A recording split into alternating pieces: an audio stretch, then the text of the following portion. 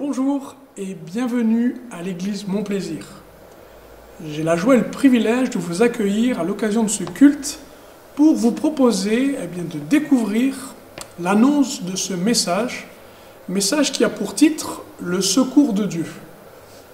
Demander du secours est la chose la plus difficile, mais comprendre comment Dieu veut nous secourir est encore plus difficile. Alors je vous propose d'être attentif à ce qui sera partagé et surtout, si vous en avez l'occasion, de nous retrouver à l'occasion d'un autre culte pour aller plus loin dans votre marche avec Dieu. Que le Seigneur vous bénisse. À très bientôt. Amen. Poursuivons ce moment de culte dans le même esprit d'adoration et de désir profond de trouver Dieu, de l'écouter, de lui obéir. Nous voulons ouvrir la Bible ensemble et découvrir son message. Voilà, qui a chaud au milieu de nous? Levez la main. Alors vous allez prendre votre main et votre voisin, vous allez faire comme ça, pour l'aérer un peu. On n'a pas mieux. On n'a pas mieux. Voilà, plus sérieusement, j'aimerais m'adresser à vous avec ce sujet qui certainement vous intéressera, qui concerne le secours de Dieu.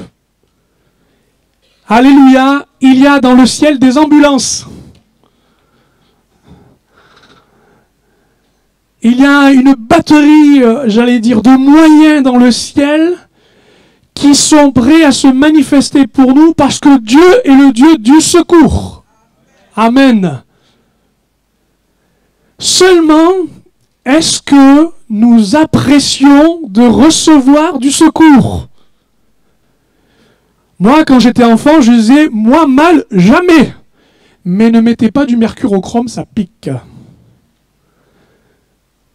C'est humiliant d'oser demander du secours, d'atteindre ses limites. Alors plantons ensemble une grande vérité qui va s'afficher devant vous. Le vrai secours ne permet pas d'éviter les problèmes. Si Dieu veut vous secourir, ça ne veut pas dire qu'il va effacer tous les problèmes. Amen. Ce n'est pas parce que vous posez une vignette verte sur votre pare-brise, ça ne veut pas dire que vous n'aurez pas d'accident. C'est vrai ou pas? Et combien de fois nous avons dit à Dieu, où tu es, Seigneur? Donne-moi du secours, j'ai des problèmes. Les vrais secours ne permettent pas d'éviter les problèmes. Nous sommes aujourd'hui dans une mentalité où nous voudrions que tout soit arrangé, que tout soit, soit modifié pour que ça aille bien.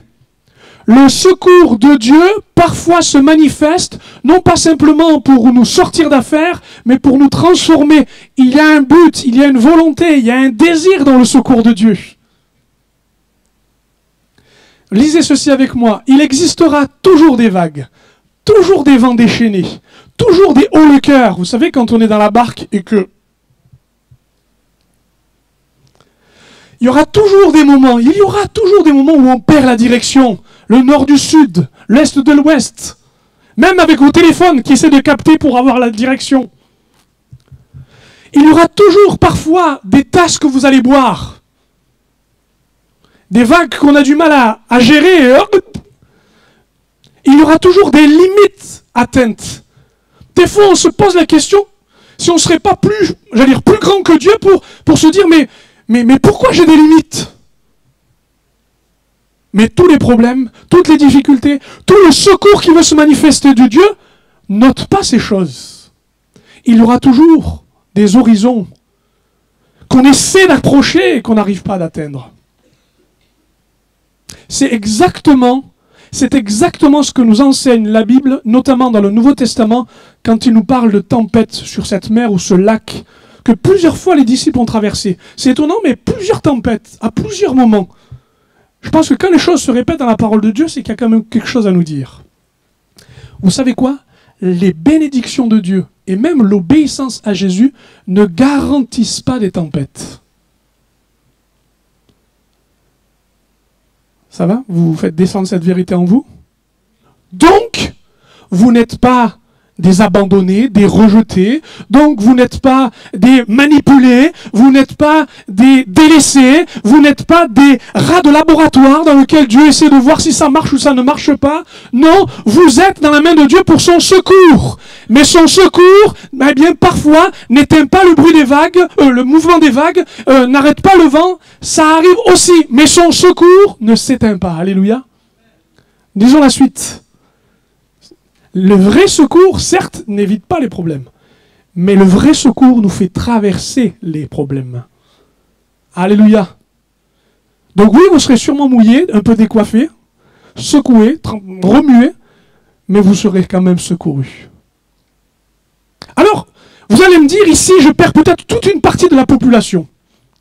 Parce que vous allez dire, moi, je n'ai pas de problème. Super! Profitez-en! Non, ça peut durer, ça je sais pas, je ne suis pas un prophète. Mais en même temps, votre secours, vous le placez en qui et en quoi?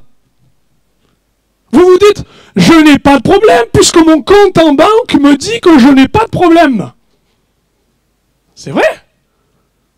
Mais est-ce que vous pensez que les dollars, les euros, les bitcoins vont vous permettre de dormir longtemps parce que dès que ça commence à augmenter, la pompe à essence, dès que ça commence à chercher l'huile, elle est où l'huile? Elle est où l'huile? Voilà que d'un seul coup, le côté je n'ai pas de problème, Dieu est mon secours, chut, ça disparaît. Où est votre secours? Moi, je voudrais que vous vous rappeliez que les vrais secours font traverser les vrais problèmes. Et aujourd'hui, on a vraiment besoin d'un Dieu qui nous secourt. Ayons l'humilité d'oser dire ce mot qui est pénible à dire, qui est douloureux à dire. Au secours.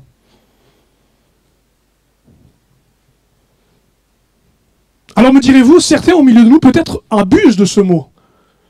Et profitent des autres en disant « Au secours, au secours !» Rassurez-vous, Dieu les éduquera aussi. Mais en attendant, le vrai secours nous aide à traverser les problèmes.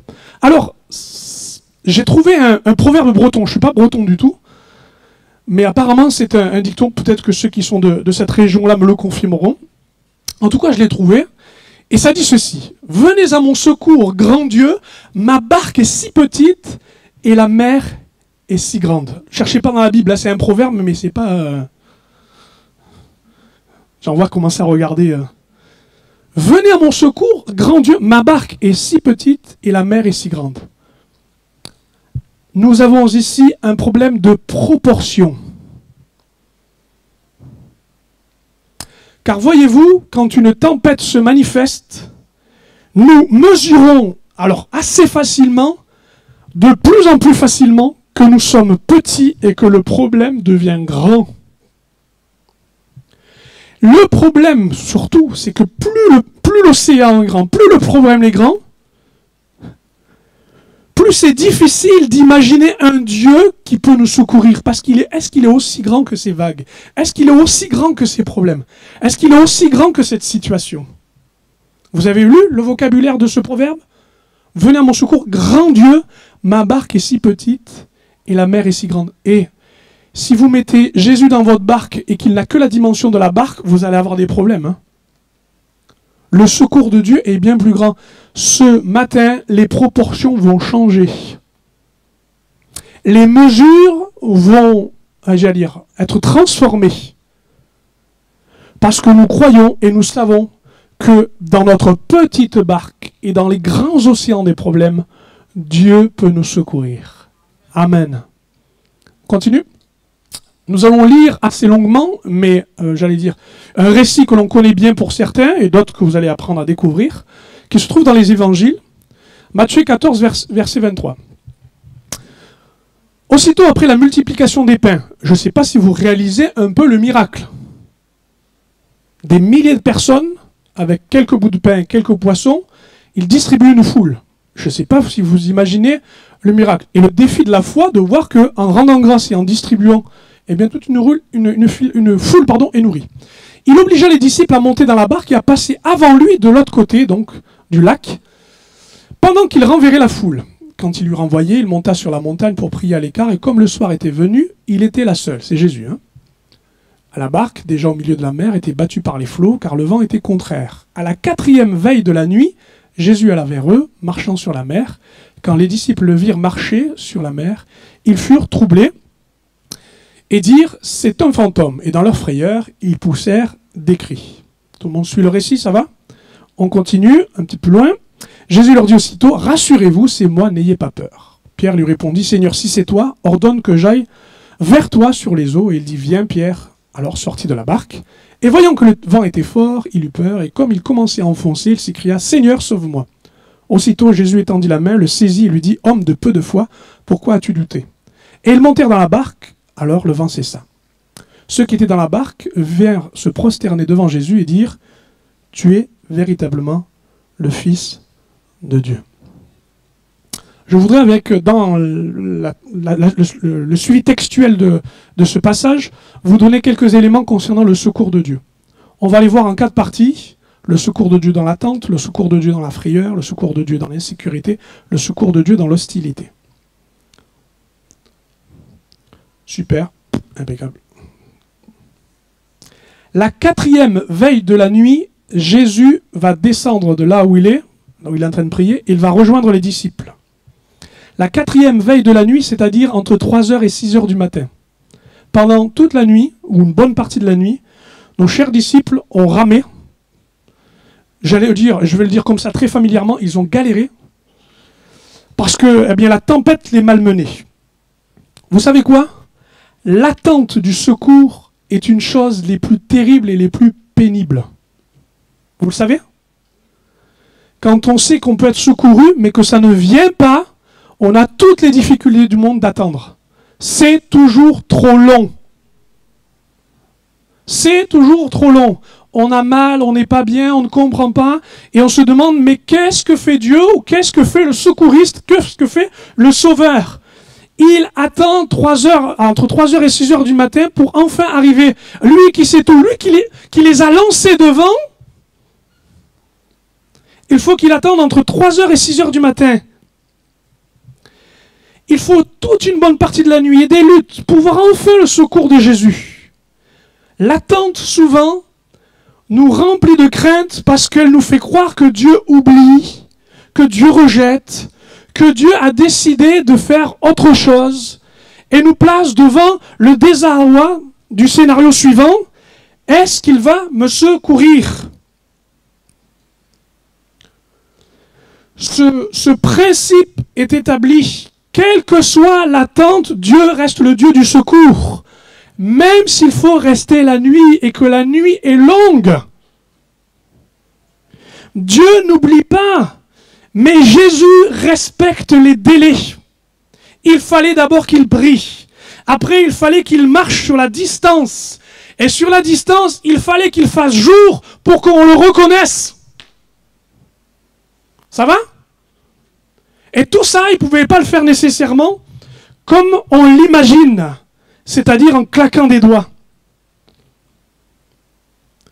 Vous le savez peut-être, ou alors vous l'ignorez, mais comprenez-le, c'est important pour vous, ça vous tiendra dans la foi, et ça évitera que vos nuits soient encore plus terribles. Vous avez un Dieu qui vous secourt d'abord dans la prière. Son secours est un secours dans la prière. Jésus prie, c'est son premier secours. Ça vous arrange peut-être pas de l'entendre, ça vous déçoit sûrement, mais c'est une vérité qui est, renseignée et qui est proclamée dans la parole de Dieu. Quelqu'un prie pour vous et se tient dans les lieux célestes. Pourquoi? Pour valider votre secours. Parce que le texte de l'Épître aux Hébreux nous déclare ceci. Comme il a un sacerdoce éternel, c'est-à-dire qu'il a été revêtu d'une mission particulière, c'est celle de venir au milieu des hommes et d'en être comme le sacrificateur, le représentant, devant les hommes, pour intercéder pour nous, afin qu'il adresse à nos vies le pardon qui doit être accordé. Il est lui-même la propre victime, qui permet que le sacrifice soit accordé et que la prière soit exaucée. Voilà pourquoi il prie. Voilà pourquoi il se tient dans un lieu qui n'est pas la nuit de vos galères, mais qui se tient dans le lieu céleste parce qu'il intercède afin que la grâce de Dieu, la faveur vienne jusqu'à vous. Il lutte. Il se tient à la droite du Père parce qu'il est le sacrificateur qui a eu un accès auprès de Dieu. Il défend votre cause parce qu'il est aussi l'avocat qui plaide la cause en se disant non, il ne faut pas qu'ils s'enfoncent dans l'eau. Non, il ne faut pas qu'ils abandonnent. Non, il ne faut pas qu'ils perdent l'apostolat et la vocation que je leur ai donnée. Non, il ne faut pas. Et il prie afin de valider dans le ciel l'approbation du Père et que le Fils puisse venir jusqu'à vous. Ça ne se fait pas tout seul. Ça se fait dans le monde spirituel. Et ça se fait avec le combat, avec le sang livré, avec la vie donnée. Et vous dites, claque des doigts et viens. Ignorez-vous les coulisses du secours de ces hommes et de ces femmes qui se sont préparés dans des protocoles pour venir vous secourir afin qu'ils ne soient ni paniqués, qu'ils savent ce qu'ils ont à faire. Ignorez-vous que ces gens livrent toute leur vie à secourir et se fatiguent et s'usent. Mais avant de faire ça, il faut que le médecin puisse dire « allez-y ». Il faut une validation. Il faut une autorisation. Le Fils se tenait auprès du Père, intercède pour vous. Il prie. Et quand tu défailles, quand tu abandonnes, quand tu en as marre, excuse-moi du terme, mais quand tu rejettes ces choses, quand tu te vautres dans le péché, quand tu te réfugies dans la chair, quand tu luttes et que tu perds, il intercède. Et rien ne s'est encore fait. Hein. Il n'y a encore rien qui s'est fait, mais tout se joue là-haut. Tout se joue là-haut.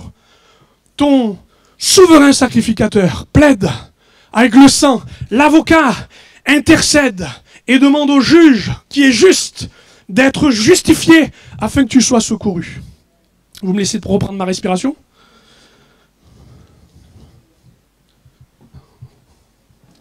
Je ne sais pas si c'est à moi, non, elle est là-bas. Je vais garder mes microbes. Merci.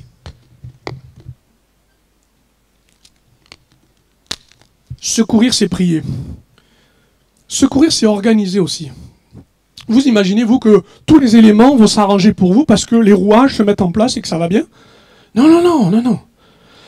Dans Genèse 8, au verset 1, on nous parle de Noé. Vous vous rappelez Noé ? Tout le monde connaît Noé. Noé avec son arche. Vous savez combien de temps il est resté dans l'arche, notre cher Noé ? Combien il est resté avec la ménagerie, là ? Vous savez, tous les animaux, avec tout le travail que ça demandait et tout ce que ça devait représenter ? On suppose ou on imagine à peu près 13 mois. 13 mois sur les flots. 13 mois à attendre. Je vous donne les textes. Genèse 7, 6. Il avait 600 ans lorsque le déluge d'eau fut sur la terre. Voilà. Donc, c'était le second mois du 17e jour du mois.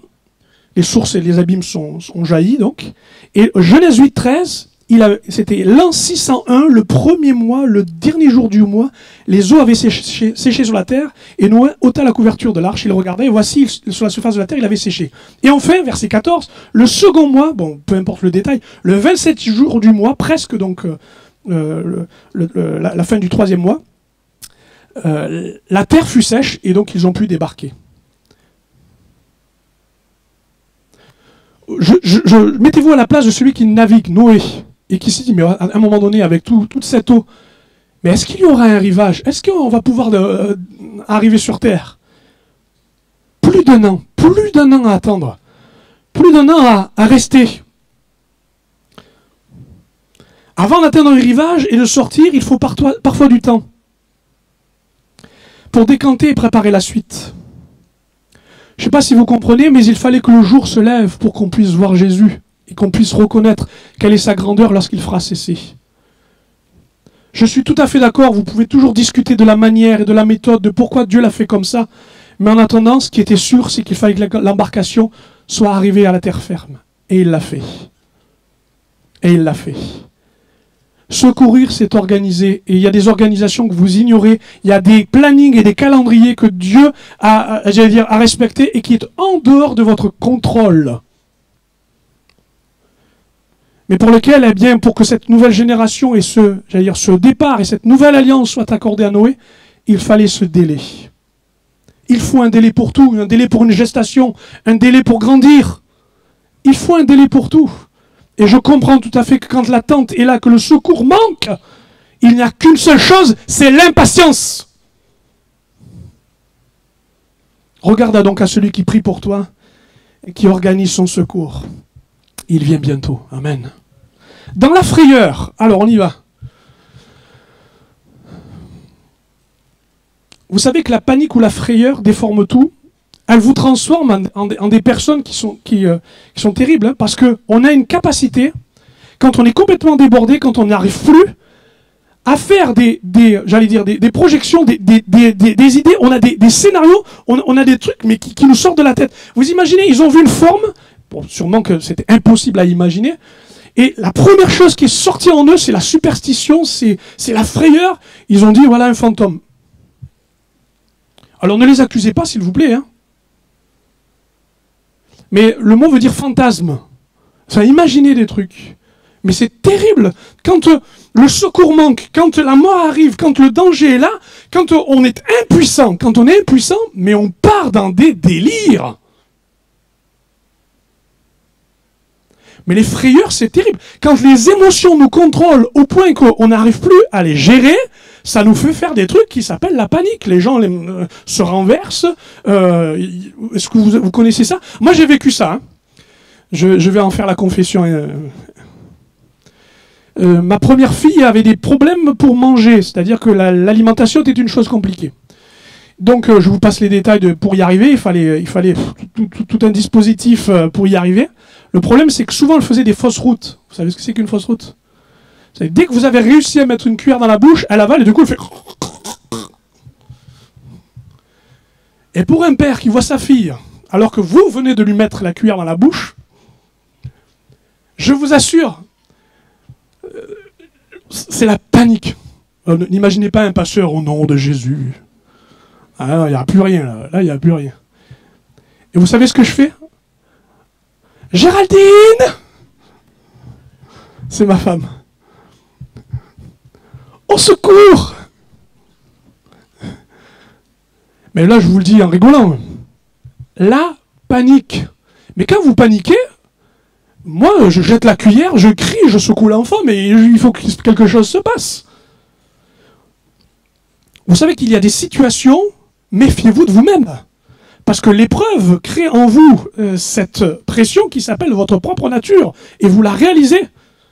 Vous êtes hors de vous-même. Et le résultat, ici, c'est que nos chers disciples ont mutilé Jésus.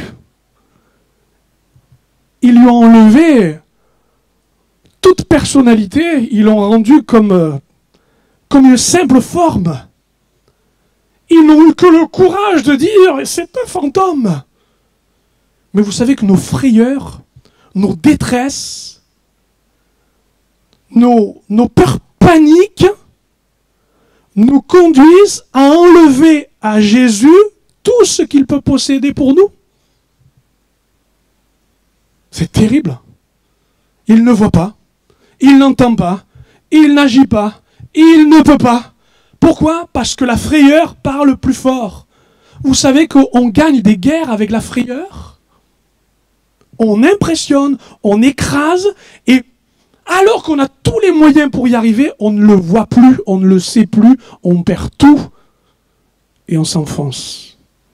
Ce que je dis là n'est pas là juste pour relever la faute, ni même pour vous faire souffrir, mais pour vous expliquer que devant ces situations, voilà ce que nous sommes. Et que va répondre Jésus? Il va dire, bande d'incapables, ça fait des mois que je suis avec vous, vous ne me reconnaissez pas? Non, ils ne parlent même pas à leur foi. C'est après la foi. Il leur dit, n'ayez pas peur. N'ayez pas peur. À quoi et à qui il s'adresse? Il s'adresse à la panique et à la frayeur. Et par cette parole, il impose le calme. Il fait entendre sa voix, ça y est. Il semblerait que celui à qui j'ai enlevé la voix et toute capacité se met à parler. Jésus traite la frayeur avant la tempête.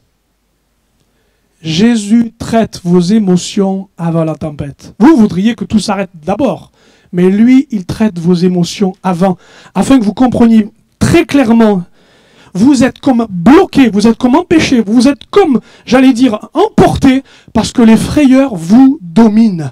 Le libérateur et celui qui secourt vient et apaise. Il n'y a rien de plus terrible que celui qui est secouru et qui se débat, et par frayeur va même blesser le sauveteur. Ça existe, hein? À cause de la panique. Rassure-toi, ne t'effraie pas. Pourquoi? Afin de permettre à ce que la foi puisse trouver le secours. Vous ne pourrez pas, vous n'y arriverez pas. Si vous êtes complètement en train d'écouter tout ce qui remonte à la surface, entends dans ton esprit, entends dans ton passé, entends dans ton histoire, que les fantômes ne sont plus le fantôme du passé, le fantôme de l'impossibilité de Dieu. Ces choses n'existent pas parce que cette voix te rejoint et parle à tes émotions, dit avant de croire, calme-toi. Sois rassuré. Dès que le bouton appuie, parce que la tempête se manifeste, saisis-toi de cette pensée et reviens à ce Jésus qui a des pieds pour te rejoindre, une voix pour te parler, des bras pour t'attraper. Sinon, tu fabriques du vent. Tu t'es construit une idole, une espèce de système de pensée, une psychologie facile. Mais je te parle d'une réalité. De là où tu es effrayé, Dieu vient dans ta frayeur, et c'est comme s'il augmentait la frayeur. Vous avez vu son moyen? Il aurait pu dire on va se calmer, on va trouver les moyens. Non, la solution est pire que le problème. Il les effraie. Ça va? Je ne vous provoque pas en vous disant ça? Pourquoi? Parce qu'ils cherchent en eux le vrai problème. Ils cherchent en eux le vrai problème. Parce qu'ils n'arrivaient pas à comprendre qu'ils pouvaient se confier en lui.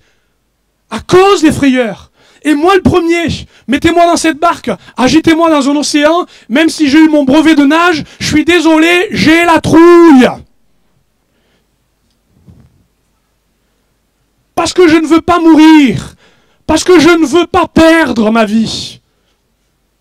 Mais savez quoi? Dans toutes ces frayeurs, Jésus a dit, rassure-toi. Je prends un peu trop de temps, je vais avancer. Troisième, le secours de Dieu dans l'insécurité. Là, on en arrive à Pierre, vous savez, qui marche sur l'eau d'après le verset 28. Et pour que Jésus puisse vraiment se manifester, il va dire, dis-moi et ordonne que je vienne et je viendrai. Vous connaissez ce texte. Ce qu'exprime Pierre ici, c'est un besoin primordial de rivage. J'ai besoin, plutôt que de rester dans ma barque, de trouver un rivage, d'avoir pied à l'endroit où ça va bien.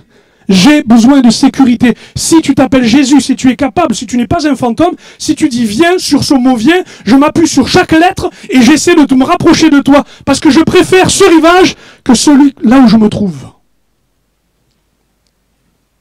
Avec Jésus, tu as pied dans ta détresse. Avec Jésus, tu as pied dans ta détresse. Connaissez ce psaume 46, verset 2 ? Dieu est pour nous un refuge et un appui, un secours qui ne manque jamais dans la détresse. Il vaut mieux parfois quitter sa barque et marcher dans l'impossible, mais être sûr et certain que c'est le rivage que Dieu nous a donné, parce que dans la détresse, je peux poser mes pieds. Alléluia. Il y a quelques années de cela, on a eu un coup de téléphone, rarement le cas, mais là on était ensemble, rarement le cas parce que c'était un midi, et on nous appelle en nous disant, voici, on voudrait juste vous dire que le plafond de l'école maternelle s'est effondré sur votre fille.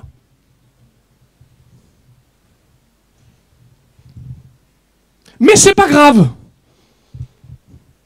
À votre avis, vous faites quoi?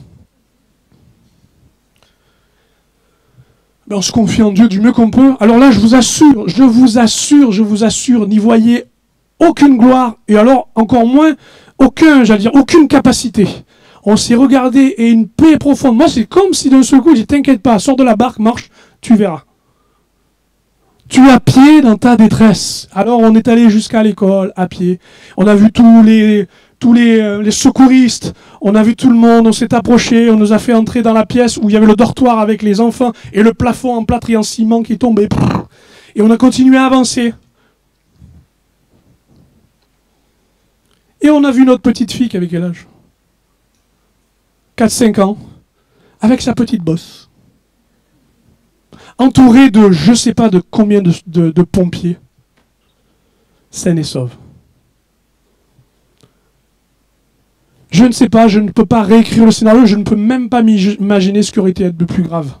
Mais je me rappellerai toujours de la façon dont on a pris cette pente pour monter jusqu'à l'école ensemble, main dans la main.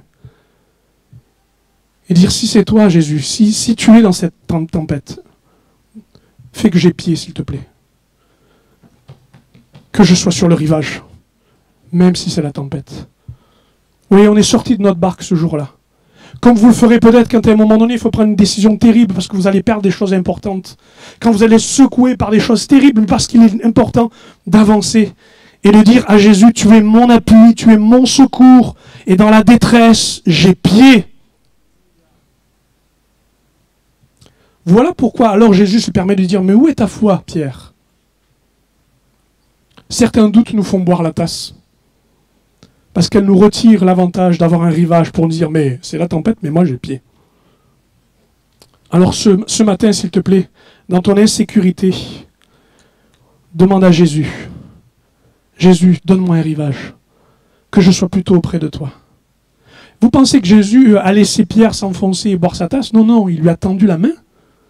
Et moi, ça me rassure de me dire dans mes insécurités, et vous savez, il y en a souvent, mais il est toujours à prendre tendre la main pour que ma foi soit secourue. Et puis je terminerai enfin avec la dernière pensée qui est le secours dans l'hostilité. J'aimerais vous parler de ce vent qui a cessé. Dans le texte, il nous est dit, quand Jésus a rejoint la barque, quand il est entré dedans, le vent a cessé. Mais c'était ça le plus important, Jésus. Le plus important, c'était que le vent s'arrête. Si tu commençais par là, ça serait bien. Vous savez que souvent, c'est ce qu'on demande. Règle le problème. Pour régler le problème, c'est que lui, tu l'enlèves là. Chut, il dégage. Allez. Chut. Parce qu'il est hostile. Allez. Oh, ben c'est pas compliqué. Ben là, la météo, tu la changes. N'est-ce pas? Que ça soit favorable. Et pas l'hostilité. Pas la déception. Mais le vent a cessé à la fin. Ça veut dire, je regardais le terme en grec, ça veut dire quoi? Cesser. Le vent, c'est ça. Ça veut dire fatiguer, arrêter sa violence. Le vent était trop fatigué quand vous êtes imperturbable, quand vous continuez, au bout d'un moment, je suis bon, allez, je laisse tomber. Jésus est plus fort que la ténacité des vents. Jésus a fait tomber la violence de cette hostilité.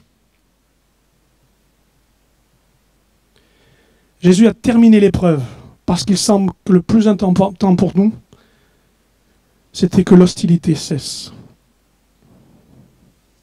Dans la barque, Jésus impose le calme. La paix triomphe de la confusion et tous peuvent le reconnaître.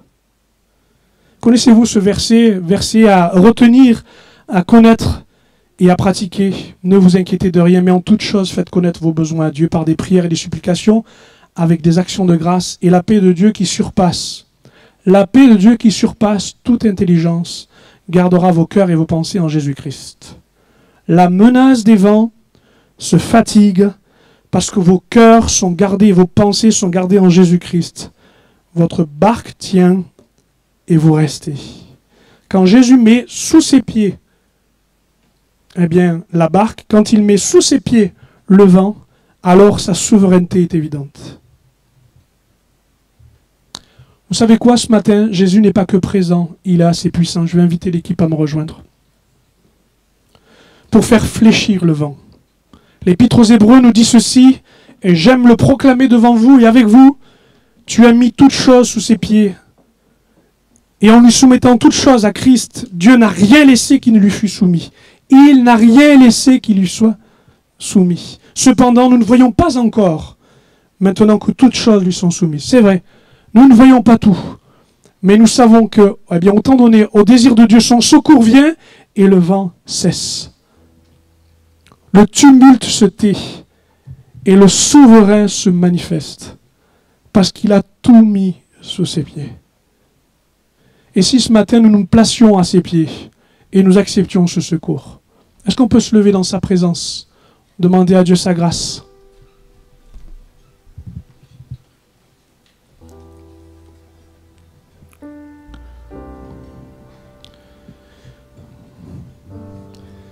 Celui qui a vaincu les cris d'hostilité en lui disant « Qui es-tu pour pardonner les péchés ?»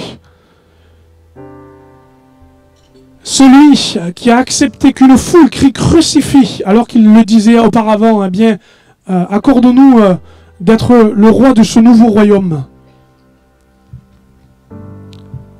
Alors qu'il a accepté la pression et le tumulte du péché sur sa vie pour le porter à la croix. Alors qu'il a accepté le silence de la mort dans ce tombeau, où l'ennemi devait se réjouir en se disant pendant 3 jours, j'ai vaincu. Mais ce matin, tout est accompli. Et Dieu ne s'élèvera pas à cause de tes problèmes. Il s'élèvera dans ta vie parce qu'il est le vainqueur.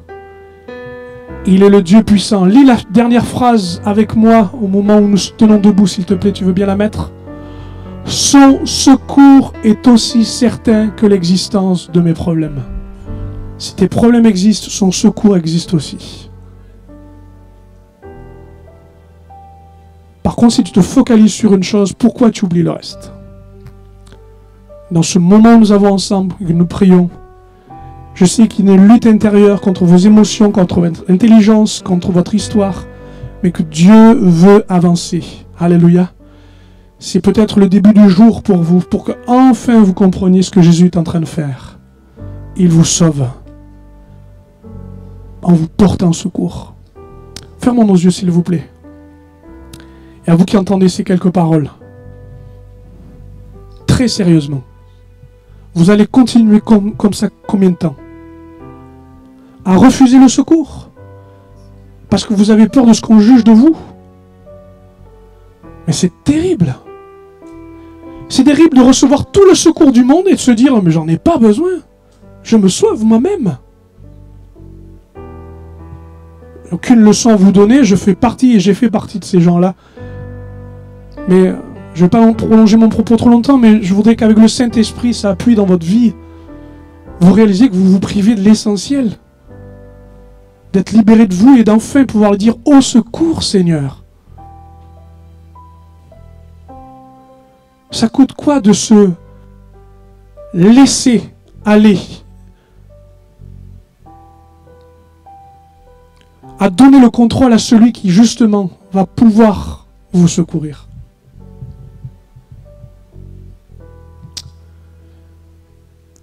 À vous qui êtes dans cette attente, à vous qui êtes dans cette frayeur, à vous qui êtes dans cette hostilité, je vous en prie, entendez ce message. À vous qui l'écouterez peut-être et l'écouterez, je ne sais, sur Internet, entendez-le. Son secours est aussi certain que l'existence de mes problèmes. Si quelques-uns veulent lever leur main au-dessus de leur tête en signe d'une foi, de se saisir, faites comme Pierre. Seigneur, je me suis enfoncé tout seul, j'ai perdu la route. Voilà, vous la placez au-dessus de vos têtes, dans un désir profond de dire à Dieu, Seigneur, secours-moi. Secours ma vie, secours ma vie. Alléluia. Dieu vient te chercher jusqu'au plus profond de ton passé. Il te secourt. C'est ce qu'il a voulu de toute éternité. Il a prié, il en reçoit l'approbation de Dieu. Ton cœur le désire, alors reçois-le.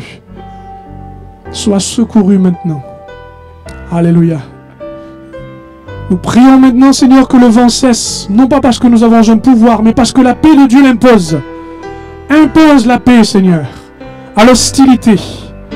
Nous te le demandons au nom de Jésus.